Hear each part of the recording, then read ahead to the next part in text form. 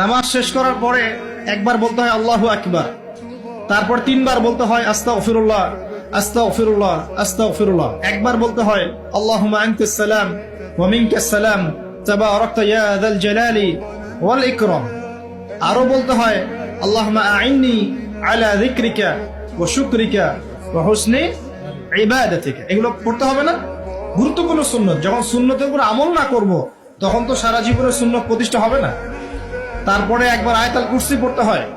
নবীজি বলেছেন সাল্লাল্লাহু আলাইহি ওয়াসাল্লাম, যে ব্যক্তি প্রত্যেক ফরজ নামাজের পর আয়াতুল কুরসি তেলাওয়াত করে মৃত্যু ছাড়া জান্নাতে যাওয়ার জন্য কোনো বাধা নাই তার। আলহামদুলিল্লাহ, মরে গেলে জান্নাতে চলে যাবে ইনশাআল্লাহ।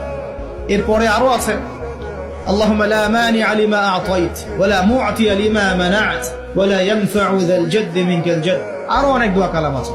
33 বার সুবহানাল্লাহ, 33 বার আলহামদুলিল্লাহ, 33 বার আল্লাহু আকবার, তারপর কালিমা শাহাদা। তারপরে একবার সূরা ফালাক, একবার সূরা নাস, একবার সূরা ইখলাস।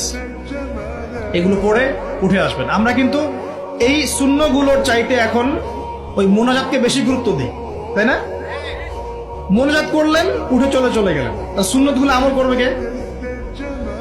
মুনাজাত তো অপেক্ষায় বসে আছেন, সালাম ফিরানো হয়ে গেছে, ব্যাস মুনাজাত 1 মিনিট শেষ, আলহামদুলিল্লাহ শেষ করলেন, কিন্তু সুন্নতগুলো আমল করবে কে? সুন্নতটা কি সরে গেল না? আমি তর্ক করতে আসিনি এই বিষয় নিয়ে। করেন বুঝলাম, আপনি করেন, ঠিক আছে করেন।